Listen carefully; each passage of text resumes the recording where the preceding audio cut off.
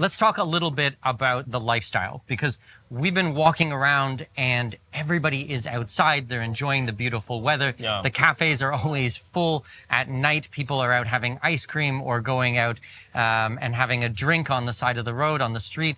There's just like umbrellas and people are talking. It seems like a very close-knit community where everybody seems to know each other. True. As a small country also, but yeah, people, they know also each other. But the good thing is like we are independent country and it's very safe. I can say it's the safest country that you can go from morning till midnight and nobody's, I mean, doing even a bad word to you, because people are very friendly here, very welcoming. And so far we see every tourist coming to Kosovo as a guest. We're treating like guests too. And that's why it's very welcoming place. So, as I mentioned, very young population, and people usually after they finish the school or university or whatever, the job, in the afternoon everybody's outside. And we have also the good climate, which is now, for today we're expecting like 30 degrees, but it's still summer, and we are enjoying as much as we can. So we are always going outside, and we have boulevards, we have lots of cafes, so it's a culture of the cafe and teas too.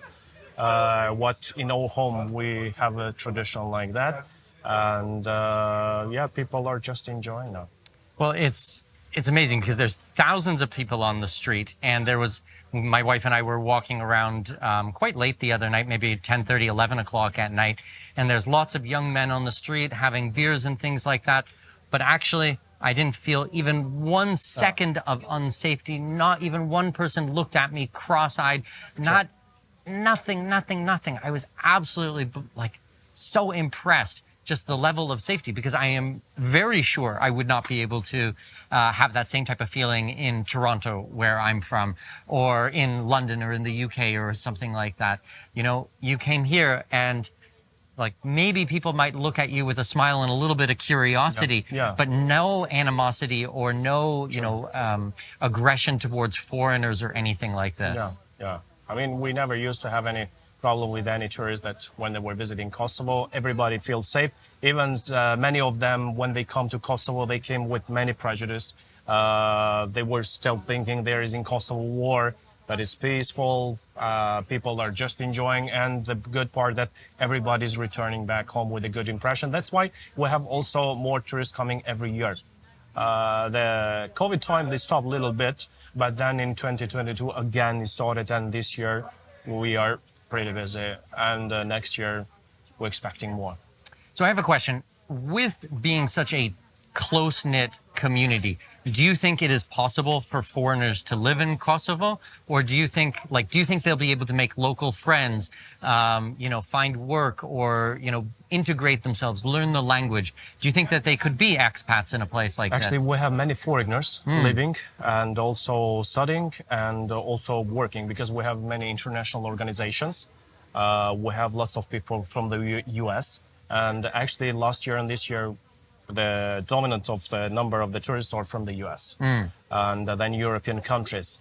But in Kosovo, except the school system, which is in all language, in Albanian language, we have also the foreign schools. We have the American school, American university, and we have also the school from Finland. So we have lots of international community.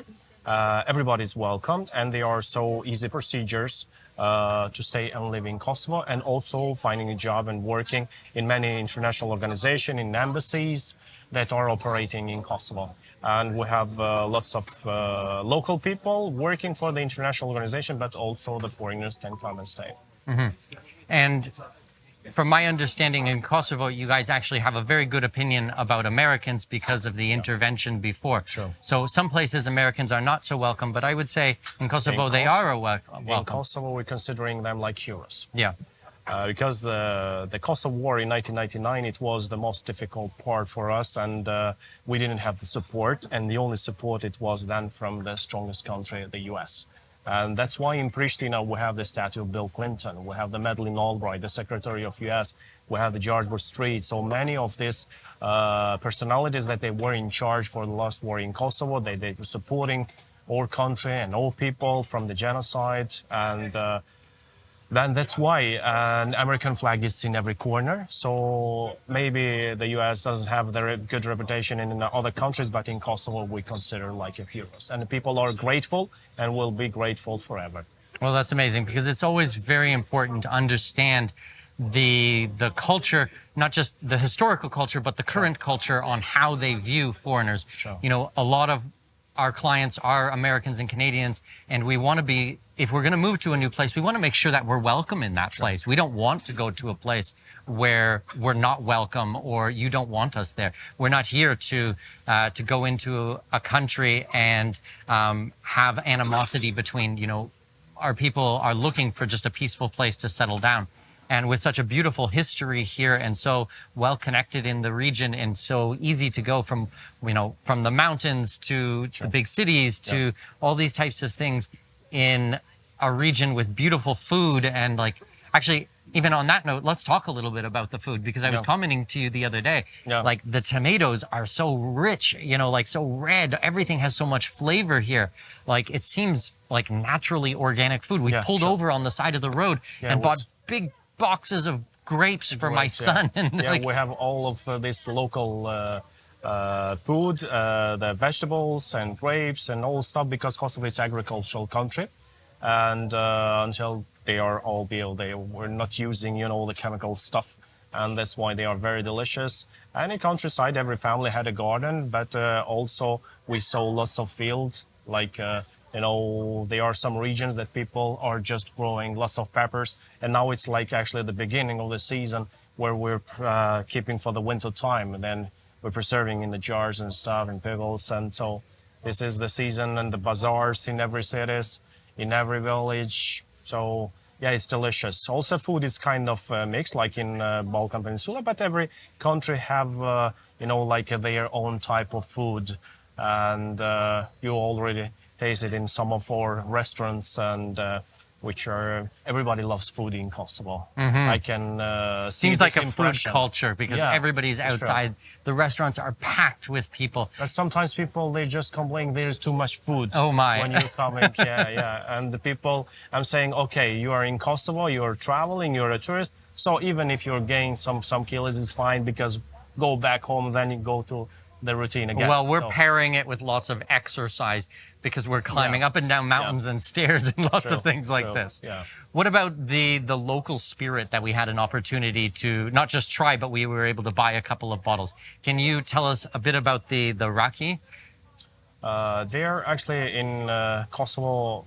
There are lots of factories. There are also local families producing the wines. They're producing also in the monasteries that you had experience also to buy, and they are selling there. They're producing by monks, but they are also the big factories they're producing. It's a good soil, actually. The Kosovo have a local grape. We are not importing, so we're producing by our local stuff, everything. And also there are the beer factories and other stuff in alcohol, but also juice and other drinks.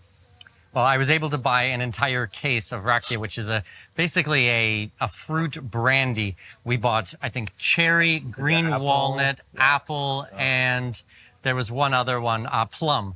We had a few of the plum ones the other night, and they're strong, but very, very good. So I bought an entire case to give away bottles for gifts for my partners back in Panama. So Alfredo and Patrick and Luigi and all you guys are going to get a nice surprise.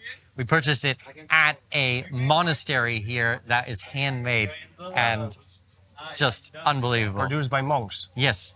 So a very special gift. So I'm looking forward to sharing that with my friends back home. Yes. Talk to us a little bit about the weather. You mentioned before today is a nice warm day. It's 30 degrees, but actually you have proper 4 seasons, right? 4 seasons, yes.